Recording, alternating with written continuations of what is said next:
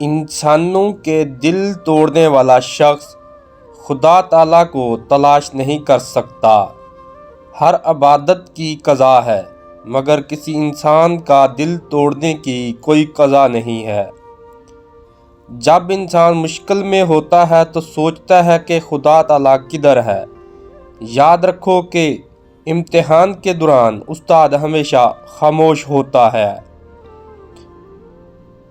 جو لوگ دوسروں کا جینا مشکل کرتے ہیں ان کا مرنا مشکل ہو جاتا ہے۔ برے وقت میں ساتھ چھوڑ جانے والے تو بہت ملتے ہیں لیکن برے وقت میں ساتھ نبھانے والے بہت کم ملتے ہیں۔ وقت جب فیصلے کرنے پر آتا ہے تو گواہوں کی ضرورت نہیں ہوتی۔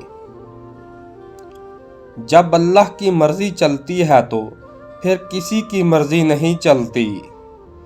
کبھی اتنا مت بولنا کہ لوگ تمہارے خاموش ہونے کا انتظار کرنے لگیں، بلکہ صرف اتنا بول کر چپ ہو جائیں کہ لوگ تمہیں دوبارہ سننا چاہیں۔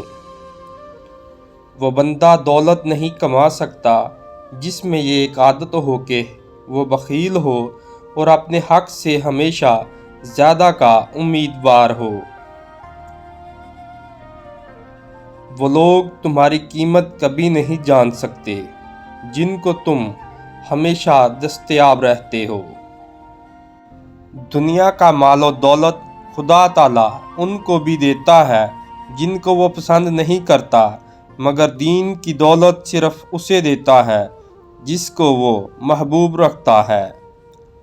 کسی کو دکھ کبھی مت دو کیونکہ دنیا مکافات عمل ہے، ہر عمل پلٹ کر آتا ہے۔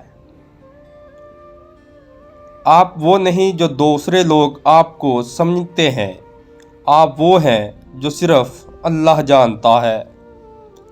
مطلب کے بغیر رابطے میں رہنا سچے دوست کی نشانی ہے۔ اللہ ہی کی وہ پاک ذات ہے جس نے دنیا میں تیرے عیبوں پر پردہ ڈال رکھا ہے، لیکن یاد رکھو وہ وقت دور نہیں جب تم کو اللہ کے حضور پیش کیا جائے گا اور پھر تمہارا کوئی عیب چھپا نہ رہے گا۔ وقت سب کا بدلتا ہے، بس وقت آنے میں وقت لگتا ہے۔ دنیا سے محبت ہی تو گناہوں کی سب سے بڑی جڑ ہے۔ اکثر لوگ آپ سے اتنی ہی محبت کرتے ہیں جتنا وہ آپ کو استعمال کرتے ہیں۔ ان کا مفاد جہاں ختم ہو جاتا ہے وہاں ان کی محبت بھی ختم ہو جاتی ہے۔ اگر بات کرنا چاندی ہے تو چپ رہنا سونا ہے۔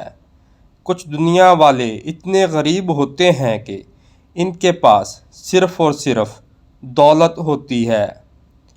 تم اپنے آپ کو اچھا بنا لو، دنیا سے ایک برا انسان کم ہو جائے گا۔ آج کے معاشرے میں ضرورتیں طے کرتی ہیں کہ لہجہ کتنا میٹھا رکھنا ہے۔ اہمیت تو لفظوں کی ہوتی ہے مگر اثر ہمیشہ لہجوں کا ہوتا ہے۔ کامیابی کے بعد تو سب ہی گلے لگاتے ہیں مگر تمہاری ہار کے بعد جو تمہیں گلے لگائے وہی تمہارا اپنا ہے۔